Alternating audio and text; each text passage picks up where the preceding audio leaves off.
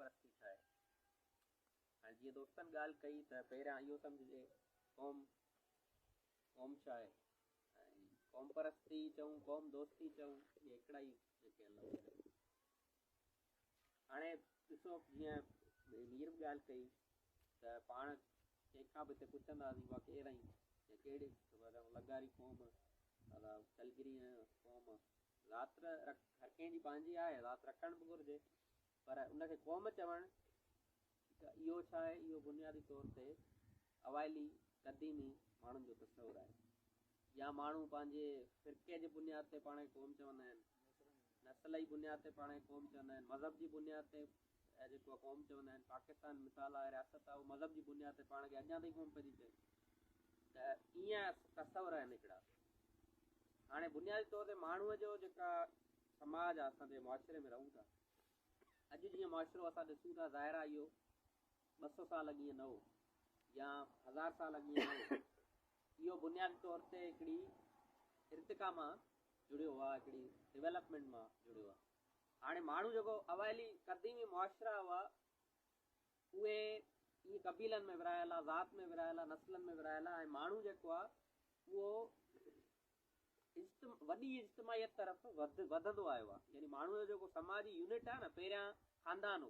मिसाल जानवर ॾिसंदा आहियो जानवर नंढनि नंढनि यूनिटनि में वेड़नि में हलंदा आहिनि, गिरोहनि में हलंदा आहिनि। ठीकु आहे, ख़ासि तौर ते जेको मेमल्स आहिनि उहे ईअं वेड़नि में हलंदा आहिनि। तव्हां ॾिसो शींहुं हूंदो हुओ, शीणी हूंदी हिकिड़ो शींहुं हूंदो 2 शीणियूं हूंदियूं ईअं हिकिड़ो वेड़ो हूंदो हुननि में।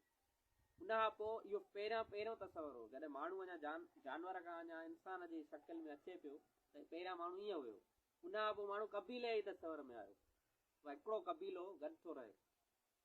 कबीले खां पोइ कबीलनि जेका पंहिंजी सूरत वरिती त पोइ खिते जी सूरत में आयो, सल्तनत जी सूरत में आयो।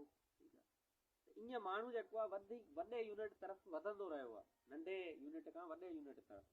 हाणे जीअं जीअं माण्हू नंढे यूनिट खां वॾे तरफ़ आईंदो आहे त मिसाल जॾहिं कबीले जी शकिल में हो त माण्हू जी दुनिया त सॼो कबीलो हो न पंहिंजो, ॿी दुनिया हुन ॾिठी कोन्हे न ॿियो को माण्हू ॾिठो हुई। चवंदो आहे मुंहिंजी दुनिया मुंहिंजो ई कबीलो, मां ई क़ौम आहियां।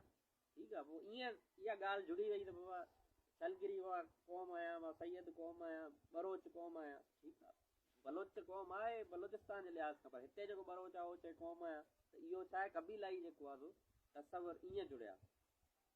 हाणे इहे जेके कबीला मुख़्तलिफ़ हुआ इहे ज़ाहिरी ॻाल्हि आहे हिक ॿिए सां वास्ते में आया ऐं वास्ते सां उन्हनि जी हिकिड़ी गॾियल इर्तिका थी। गॾियल इर्तिका पहिरियों जेको गॾियल इर्तिका या जुड़त जो मामिलो आहे उहो जुड़े थो जॾहिं हिक ॿिए सां मुआशी लेन देन थिए थो। छा आहे जो हाणे जॾहिं मुख़्तलिफ़ समाज में कबीला हुआ उन्हनि जूं ॿोलियूं मुख़्तलिफ़ हुयूं। मिसाल अॼु बि तव्हां सिंध में वञो त सिंध में इलाही ॿोलियूं आहिनि। सिंध में बलोचकी बि ॻाल्हाइजे, डाटकी बि ॻाल्हाइजे थी, सराइकी बि ॻाल्हाइजे थी, सिंधी बि ॻाल्हाइजे थी, उर्दू बि ॻाल्हाइजे थी। वरी उन्हनि में लहजा बि आहिनि त ईअं ॿोलियूं मुख़्तलिफ़ हुयूं। त क़ौम जो जेको पहिरियों जेको अंसर आहे जॾहिं जदीद क़ौम का तॾहिं थी थिए जॾहिं हुनजी